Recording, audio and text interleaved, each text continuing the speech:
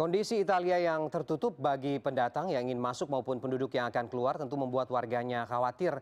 Dan sekarang kita coba konfirmasi dengan WNI yang ada di sana, sudah terhubung dengan Linda Yani. Selamat sore Mbak Linda, waktu Indonesia.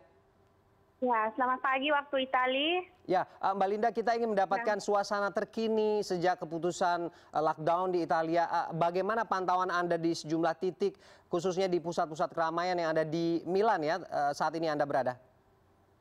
Ya, semuanya sepi ya, tapi tetap aktivitas ya publik masih ada.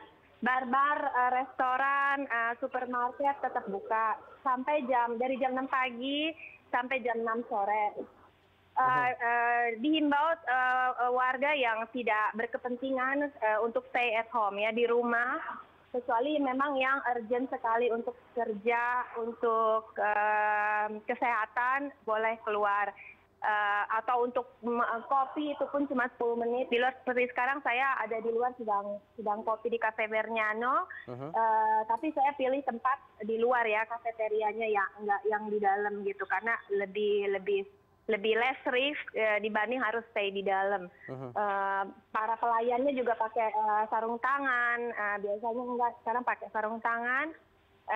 Ya, dan harus ada jarak 1 meter antara saya dengan klien yang lain atau orang yang lain gitu.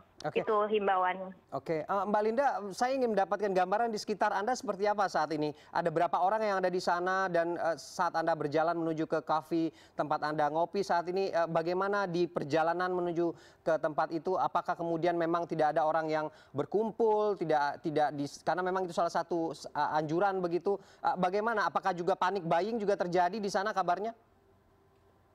Ya, panik buying terjadi, especially hari-hari pertama diumumkan akan ditutup ya. Dari awal juga waktu kita diliburkan 1 minggu, nggak semuanya sih, beberapa diliburkan. Kebetulan profesi saya guru TK, sekolah ditutup, jadi semua panik pada mengosongkan supermarket gitu. Saya pribadi sih lebih prefer belanja online ya, jadi saya menghindari tempat-tempat yang banyak orang. Pas saya dari rumah ke sini tadi sepi nggak biasanya. Jadi orang-orang kelihatan emang takut ya, jadi mereka lebih prefer dan memang disarankan untuk tinggal di rumah. Karena hari ini juga ada denda ya, misalnya dari kota Monza mau ke Milan itu nggak bisa, dari satu kelurahan ke kelurahan lain itu nggak bisa, kecuali untuk kerja. Itu pun harus ada surat pernyataan yang ditandatangani sama polisi, memang dia ke Milan untuk kerja. Kalau tidak bisa kena denda yang sangat tinggi. Oke, Mbak Linda, kalau kita bandingkan dengan Indonesia, preventive action dari antisipasi corona ini adalah di tempat-tempat publik, begitu juga ditempatkan hand sanitizer, ataupun juga ada pemberian masker secara gratis kepada warga. Apakah kemudian langkah-langkah ini juga diterapkan selain kemudian juga membatasi masyarakat untuk keluar rumah dan berkumpul begitu? Ya, tentunya. Ya, pemerintah Italia sangat baik ya penanganannya. Mereka juga sudah memberikan tes sekitar 30.000 tes ke penduduknya ya, walaupun hanya dengan simptom ya yang kecil maksudnya. Jadi terus mereka juga mensuplai masker, dan di tempat-tempat umum seperti supermarket ada hand sanitizer.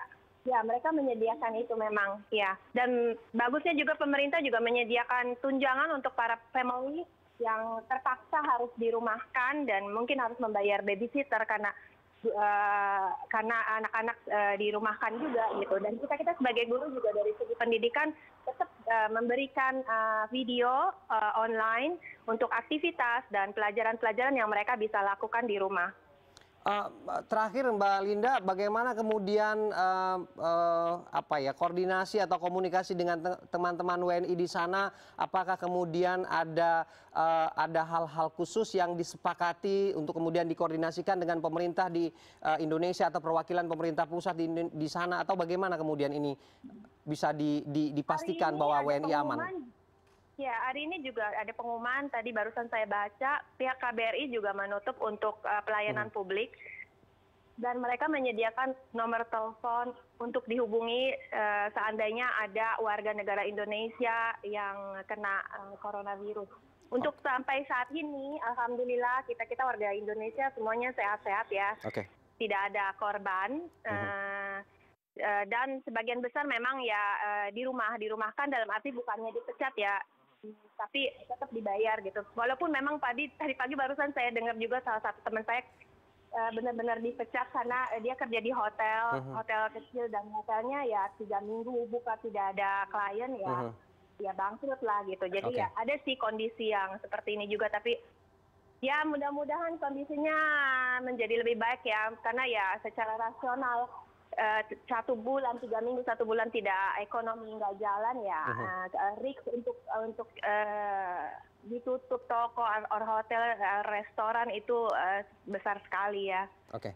Besar sekali. Oke, baik. Terima kasih Linda Yani, WNI yang ada di Italia.